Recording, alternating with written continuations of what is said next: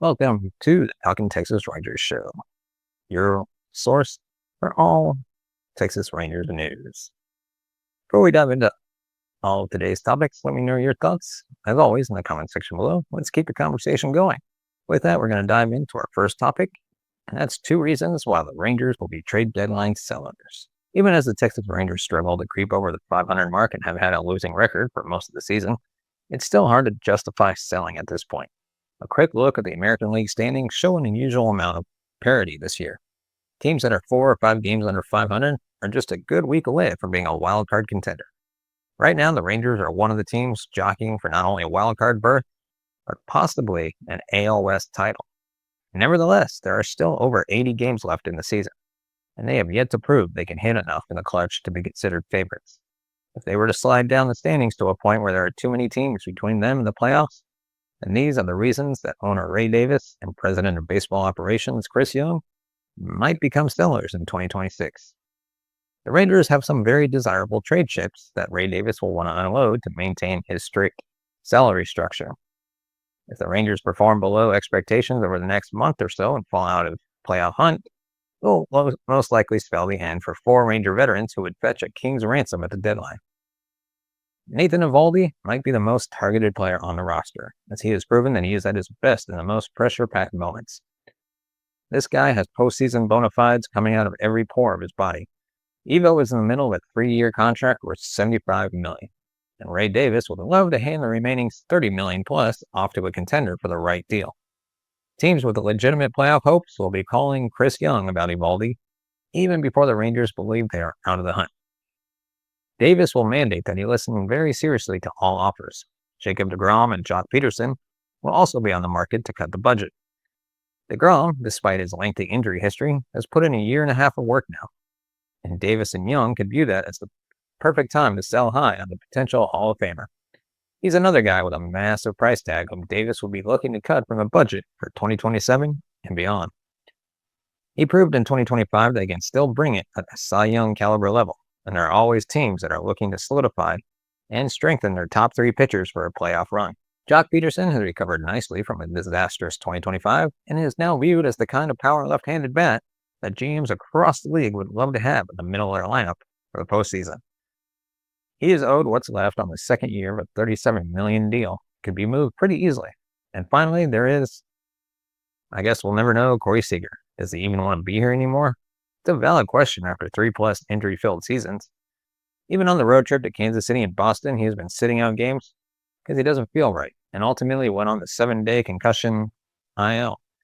We think it could be time to trade Seager as either a buyer or a seller. There is a huge market out there for the underperforming and increasingly unavailable 32-year-old shortstop.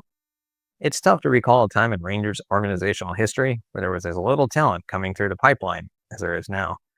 Outside of promising youngsters like Sebastian Walcott, Cameron Cawley, Caden Scarborough, and Dylan Treeling, there's a dearth of major league talent in the system. The trade for Mackenzie Gore absolutely gutted the farm system, and Walcott, just 20 years old, is sidelined for the rest of the season with a torn UCL on his elbow. Currently, there isn't a single starting pitcher that the organization trusts to promote should the need arise. Jose Corniel is the closest thing to it, and he has a 6.08 ERA and 168 WHIP at Round Rock so far this season. He's been extremely inconsistent since the team acquired him back in 2021. The pipeline is dry right now, and as much as fans would hate to sell off their top players and wave goodbye to the postseason, the idea of restocking the minor league system has to be weighing heavily on the minds of the men who will be responsible for answering the phone call, fielding office offers, and pulling the trigger on deadline deals. As they look to get rid of or trade players, they must also address the brewing Jake Burger problem before it's too late. If you've been noticing Jake Burger's increasing whiff rate against the right-handed pitching, you're not alone. The slugging first baseman has been coming up empty against the righties all season. It is becoming a serious liability in the middle of the Texas Rangers lineup. He's doing much better against lefties, and that would suggest that he is a prime candidate for a platoon situation alongside someone who has proven they can be successful against right-handers because they make up the majority of pitchers in the league. Seeing some of the players who are getting reps at first at both the big league level and in the minors shows that the club is looking to make an adjustment to fix the situation. The righty-lefty splits for Jake Burger are causing roster questions for the Rangers. Here's the issue as of June 13th. Berger is hitting just .231 with a .693 OPS against right-handed pitchers versus a .292 batting average on .935 versus left-handed pitchers. 7 of his 11 homers and 27 of his 41 RBIs have come against southpaws. He is clearly a very different hitter against righties, and the scouting report is out on him across the league. If you watch Berger's approach at the plate, you'll see how he opens his hips with his left foot pointing towards third base when he swings. It makes him exceptionally vulnerable to pitches on the outside half of the plate, and particularly ineffective against sweepers running away from him, which he has been unable to pick up on and lay off. Against lefties, he is not penalized for his open hips nearly as much as the ball is typically coming towards his center of gravity as it crosses the plate. He can hide that gaping hole in his swing much more easily against lefties, being a majority pole hitter. And it looks like the Rangers are tinkering with a plan to implement a platoon situation at first base, with Ezekiel Duran getting some time at first, and Josh Smith playing first during his minor league rehab assignment at AAA Round Rock, returning from viral meningitis. In a perfect world, Skip would be able to platoon Smith with Berger and use him against righties as a left-handed hitter. It would also allow him to keep Duran's red-hot bat in the lineup every day at second base. Smith is also a superior defender to Berger, so you would feel more comfortable with him there over both Berger and Pederson, though you can use at first base if you're really desperate. Justin Foscue is also an option in a pinch. Keep an eye on who is getting innings at first in the coming days, because Shoemaker and the coaching staff know they have a problem with Berger against righties and are looking for better options moving forward. As they fix the Jake Berger problem, they also need to start considering two pathways to solve their Jack Leiter dilemma. Location, location, location applies to more than just real estate. When you can't locate your bread and butter pitch in the major leagues, you're going to have a difficult time getting deep into games. That was yet again the problem for talented but inconsistent Texas Rangers hurler Jack Leiter on June 12th against the Boston Red Sox. For the hard-throwing right-hander, he hasn't been able to consistently command his best pitch, which is a 98-mile-an-hour four-seam fastball that rises through the zone. It reared its ugly head again in what was his worst start of the season last Friday as the Rangers lost 10-1, and Leiter was rocked for 5 earned runs on 8 hits and 2 walks in 5 innings. His ERA is now at a season high of .497. He knew it was going to be a long day for the Vanderbilt product when he labored through the first 2 frames on 49 pitches because he couldn't find the strike zone early in counts with his plus fastball. The Rangers' blowout loss to the Red Sox highlighted Leiter's shortcomings, which can be dealt with in 2 ways. The numbers tell the story as to why Leiter is struggling so badly and regressing from the strides he made in the second half of 2025. He's got a 12.41 ERA in the 5th inning versus a 3.53 ERA in all other frames. That sort of coincides with his obvious problem facing opposing lineups the second and third time through. He has a 2.53 ERA the first time through the order. The second time through, it jumps to 5.61, and the third, it shoots up to 8.35.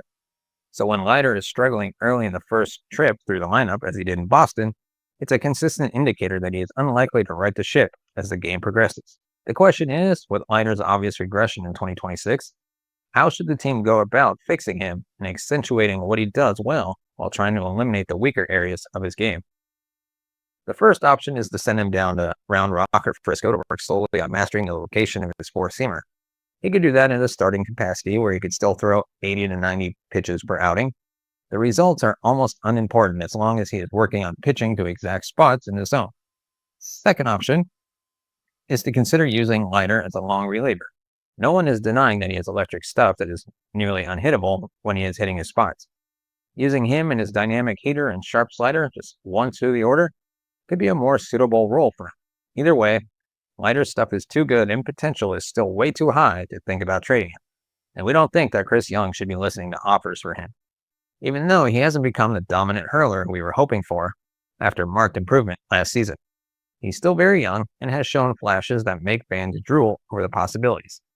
Admittedly, however, eventually he's going to have to parlay that potential into consistent major league results if he wants to keep his spot in the rotation. Now, I would be open to trading him, possibly based on how he performs, let's say, the rest of this season and then spring training.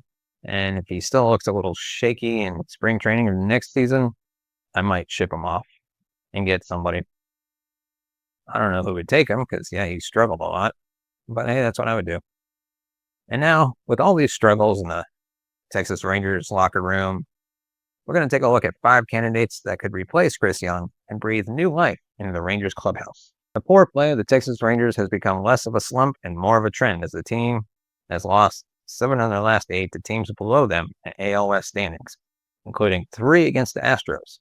When you look at the organization from top to bottom, it doesn't look particularly encouraging, and it is time to discuss whether President of Baseball Operations Chris Young is still the best man to return the franchise to World Series contenders. With the honeymoon phase of the triumphant 2023 season over, Young is officially on the hot seat. So here are some names to keep an eye on, as Ray Davis and his associates should be looking into them as possible replacements. If the Davis ownership groups want to stay in-house, then current general manager Ross Fenstermaker is the obvious choice.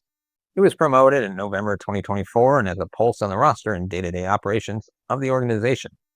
But if you're unhappy with what Young is delivering, then promoting his next in command is not the best way to go in a new direction. Then, in-house, you have Cole Figueroa. As assistant GM, he is well respected for his ability to successfully conflate the new analytic approach with the dyed-in-the-wool, old-school style that still carries a lot of weight in the clubhouse. He paid his dues with the Rays as the team's director of baseball operations. Again, however, not the guy you want for a fresh start. Then, you have Nick Hundley. Hundley has served as a special assistant to Chris Young since 2022 and was a big part of the World Series winning 2023 roster. He had a 12-year playing career and has credibility with the guys in the dugout. He was a candidate for the San Diego Padres job last winter and eventually went to Craig Stammen. Hundley is a long shot as he has no experience outside of an assistant role. External candidates proving much more room for growth. You have Sig Madal. He's an interesting candidate for a couple of reasons. First, he would be a hire outside of the current front office, which would bring with it the exciting prospect of new blood.